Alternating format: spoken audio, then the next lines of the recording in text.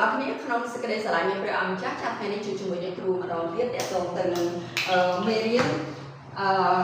បន្តទៅទៀតជាមេរៀនទី5មានចំណងជើងថា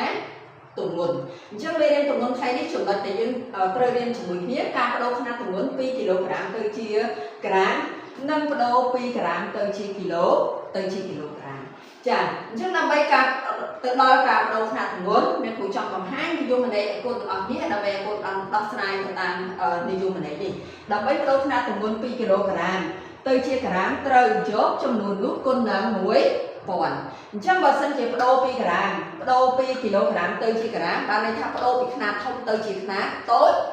អញ្ចឹងយើងយកចំនួននោះជាចំនួនដែលគេឲ្យគុណនឹង1000ហើយទី2ដើម្បីបដូរຂະຫນាត់ទម្ងន់ពីក្រាមទៅជាគីឡូក្រាមត្រូវយកចំនួននោះចែកនឹង1000ចាគឺយើងត្រូវយកចំនួននោះចែកនឹង1000ចាឥឡូវយើងមើលទាំងអស់គ្នាសូមយើងមើលទាំងអស់គ្នាអញ្ចឹងតាមរយៈដែលយើងរៀនគីឡូក្រាមយើងដឹងហើយថាក្នុង1គីឡូក្រាមគឺស្មើនឹង1000គីឡូក្រាមអញ្ចឹងបើយើងគិតនឹងមើលនៅផ្នែកដតេហើយយើងគិតនៅក្នុងភូមិបាលរបស់យើងដោយមិនបាច់ធ្វើអីទាំងអស់ចាអញ្ចឹងយើងឃើញថា5គីឡូក្រាមស្មើប៉ុន្មានក្រាមចាគឺច្បាស់ជា5000គីឡូ5000គីឡូក្រាមហើយចាឥឡូវយើងមើលជាមួយនឹងប្រមាណយើងធ្វើតាមរយៈនិយមន័យរបស់យើងដែលយើងបានដែលអ្នកគ្រូបានបង្ហាញយើងទាំងអស់គ្នានៅលើក្តារខៀនយើងដឹងហើយថាការបដូរពីគីឡូក្រាមទៅជាក្រាមត្រូវយកចំនួននោះគុណនឹង1000ចាចំនួននោះគឺជាចំនួនដែលគេឲ្យដែលខ្ញុំបានបង្ហាញនេះគឺជាចំនួនដែលគេឲ្យហើយគុណនឹង1000នោះ1000អីគេគឺជា1000ក្រាមចាអញ្ចឹងយើងមើល1000គុណឲ្យ5អ្នកគ្រូដាក់ឆ្ងល់ទេអ្នកគ្រូនិយាយថាយកចំនួននោះគុណនឹង1000បានន័យថាយក5គុណនឹង1000អញ្ចឹងវិធីគុណគឺមានលក្ខណៈត្រឡប់ណាអញ្ចឹងអ្នកគ្រូជ្រើសរើសយកលេខធំដាក់នៅខាងលើហើយលេខតូចដាក់នៅខាងក្រោមចំនួនតិចជាងចាឥឡូវយើងមើលយើងគុណចំនួនជាមួយគ្នា5 0ដស្មើប៉ុន្មានគុណចាគឺស្មើ0 5 0ដចា0 5 0ដ0 5ម្ដងចា5អញ្ចឹងកន្លែងនេះគឺ5000ក្រាមដោយអ្វីដែលយើងគិតដែលអត់បានធ្វើវិធីគុណទេចាគឺដូចគ្នាអញ្ចឹងកូនយកចម្លើយរបស់កូនដាក់នៅកន្លែងនេះមកគឺស្មើនឹង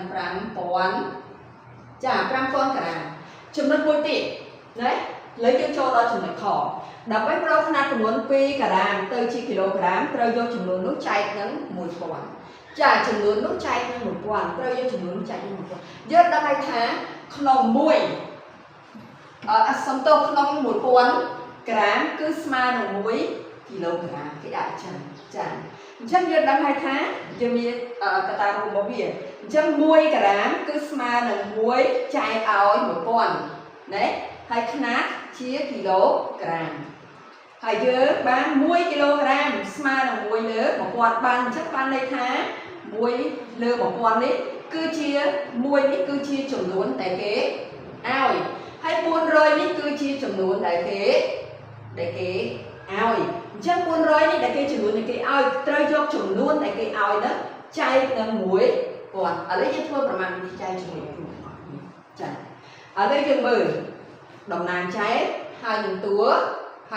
ចែកអញ្ចឹងយើងឃើញថាតំណាងចែកមានលេខប៉ុន្មានខ្ទង់គាត់ចាមានលេខតែ3ខ្ទង់ទេហើយចុះតួចែកមានលេខរហូតដល់ប៉ុន្មានខ្ទង់ចា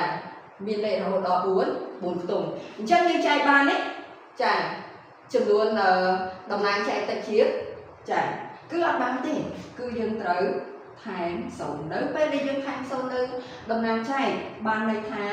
យើងក៏ថែម0ហើយចុចនៅកន្លែងផលចែកហើយទើបយើងធ្វើវិធីចែកអញ្ចឹងយើងកាត់យកប៉ុន្មានខ្ទង់ចាយើងកាត់យកទាំងណាទាំង4ខ្ទង់ឥឡូវយើងដាក់បានប៉ុន្មានដងចា4ដង4 0ដង0 4 0ដង0 4 0ដង0 4ម្ដង4ណា4000ដល់4000គឺស្មើប៉ុន្មានចាស្មើនឹង0ទាំងអស់អញ្ចឹងលទ្ធផលរបស់វាគឺ 0.4 គីឡូក្រាមចា 0.4 គីឡូក្រាមនេះណា mình mấy 4 kg thì cứ ban đây tha bây giờ mình dễ chia thì xa con để luôn nơi chia 100 ngày cứ smart là 4 khả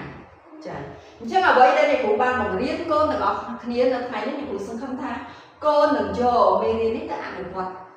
chung mùi đừng chia cái 100 ngày rồi bỏ con được ở kia hãy xong phép đầu tiên con được ở kia hai để cứ xong chuẩn bị biết xong chúc kia nơi